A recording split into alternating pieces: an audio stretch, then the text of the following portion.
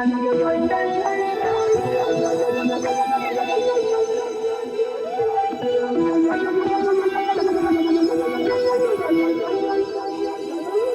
up, everybody? It's CMP with Craftmaster Productions, and welcome to This Week in Hip Hop History. This is a new series where I'm going to be trying to deep dive into the lyrics and only the lyrics of some of just rap's most incredible verses. Today we're going to be looking at just a record off of Biggie Smalls' classic album, Life After Death.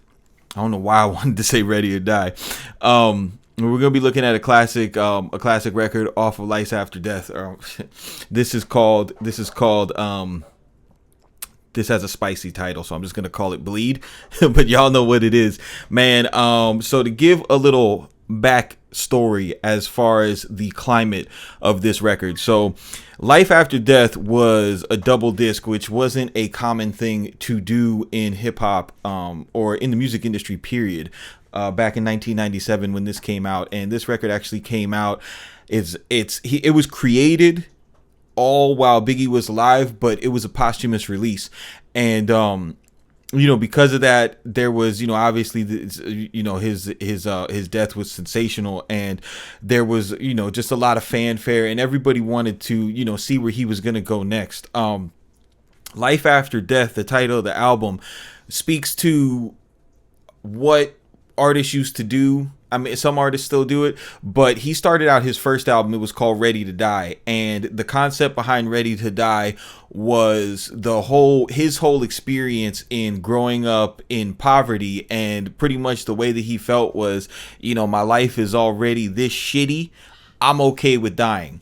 So tune into Life After Death, and from the outside looking in, you'd be like, why even name your album that? And it was a metaphor, which is something that is super common with hip hop lyrics, where he was saying, all right, I already went through the figurative death of being broke, and now I am in this new place, where I have fame, I'm a rapper, so on and so forth. So this is my life after the death.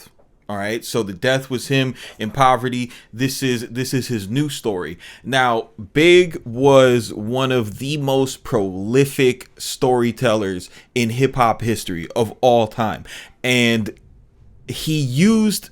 If you're just listening to it in passing, or you try listening to the song once, you're gonna miss a lot of stuff, which is why I'm gonna break this song down verse by verse.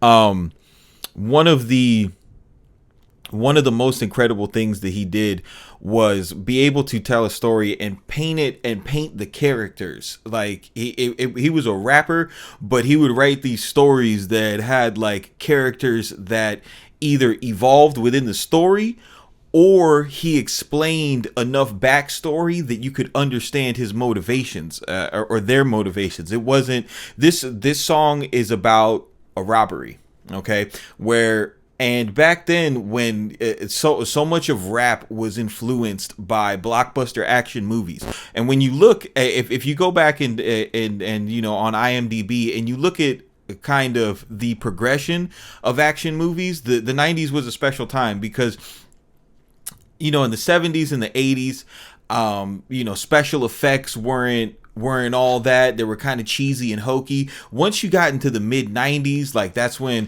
you had Jurassic Park come out and the dinosaurs are looking real. Like everything had this entertainment period, had this kind of essence of realness and believability to it. So once we got like John Woo coming over and directing action movies, we had these huge big budget action movies. Like a summer movie back then, it wasn't like a Marvel movie with cheesy jokes. Like a big summer movie that all the kids wanted to go see was a rated R action movie with cussing and sex and murder and drugs. So a lot of the rap songs that came out from back then that were big kind of mirrored what was happening in Hollywood, because you're watching all these movies. So like this story right here, it takes a lot of elements from even though I'm talking about the 90s, it takes a lot of elements from the Scarface and his first dope deal when he goes to Miami Beach, and they go to the hotel, and the Colombians who are in there, they're actually hitmen. And when you listen to this song and you realize how much Scarface played into the hive mind of hip hop artists at that time, you kind of get the feeling that Big kind of watched that scene and he was like, man, if I was in Tony's position, that whole thing would have went a completely different way, right? So I'm not gonna play the song in this format. What I want to do is kind of read and half-ass perform the lyrics for you guys, and then we're gonna break it down bar by bar.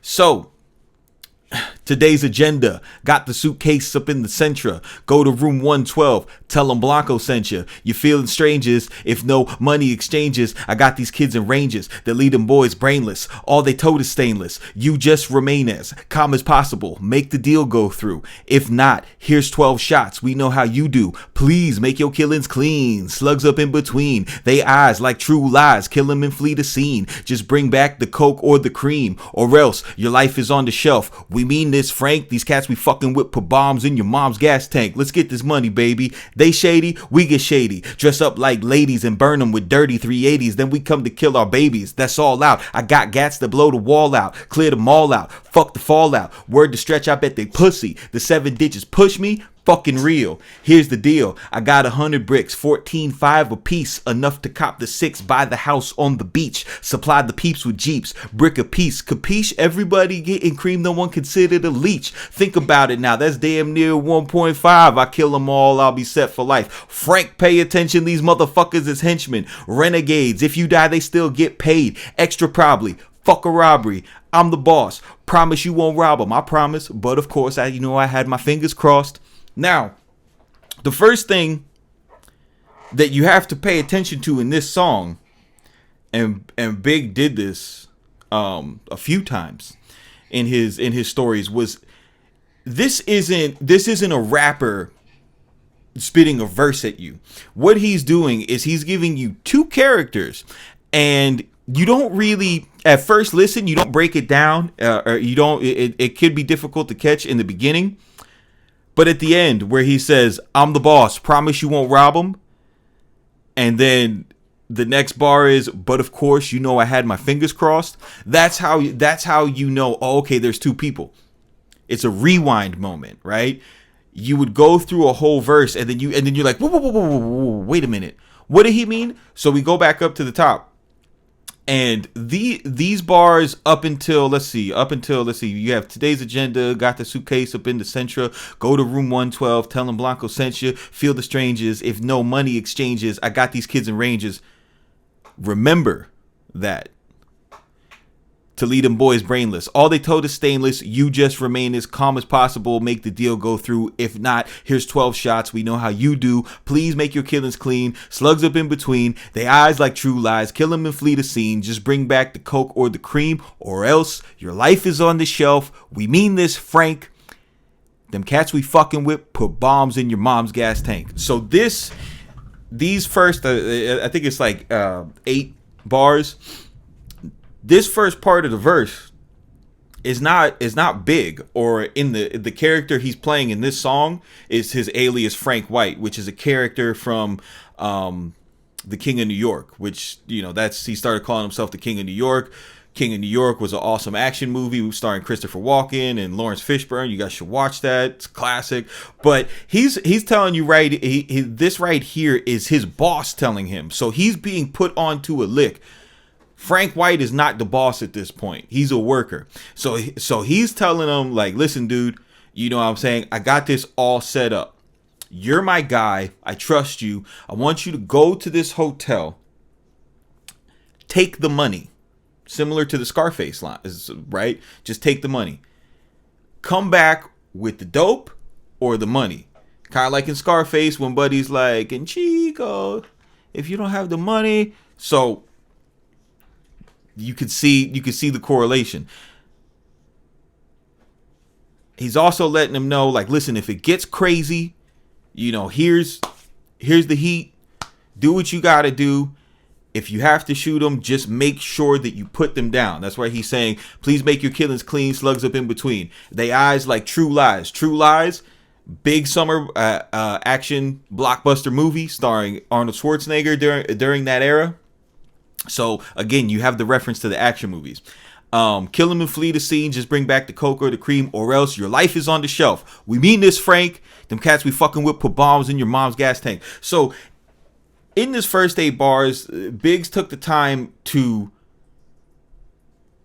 tell you that the people who he's going up with are savvy. They're not to be played with. So everything that comes after this, if he's going to attempt to rob them, it's going to take an act of just supreme tenacity. And it's gonna have to be really, really, really shot out for them to be able to take this. Now, right here, this is where we switch characters, and this is gonna happen through the course of the song. That's why I'm making 3 videos to do this. So when he switches to "let's get this money, baby," they shady, we get shady. So basically, he's saying like, look, I don't fucking care if these guys put bombs in your mom's gas tank, bro.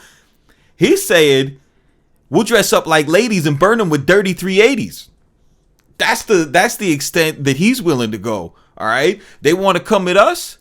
Well, we will disguise ourselves as women, come out from under the dress, and put them down. Dirty 380s. Now the reason why he's using that, along with the rhyme scheme, 380s rhymes, but also when you think about it in terms of crime and the old action movies, like a 380 was used as a murder gun because it didn't have a shell that ejected. So if you wanted to, and I know this from watching action movies, right? So whenever you wanted to go do some dirt, you wanted a revolver because you weren't going to leave shells at the scene. So these 2 bars right here, that's the first we hear from Frank White.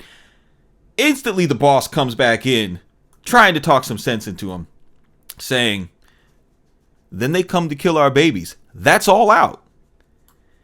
Frank White comes back and says, I got gats to blow the wall out, clear them all out, fuck the fallout. Word to Stretch, I bet they pussy. The 7th inches push me, fucking real. Here's the deal.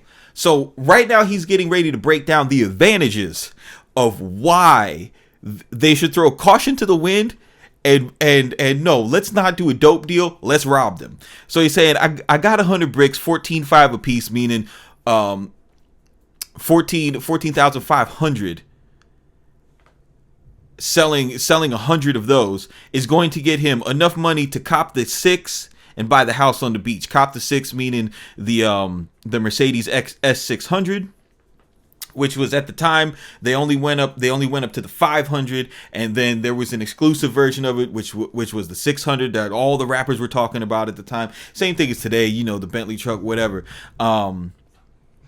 So he's saying here, supply the peeps with Jeeps, brick a piece, capiche? Everybody getting cream, no one considered a leech. Think about it now, there's damn near 1.5, saying like, listen, this is damn near 1.5 million, which was a lot of money in the 90s.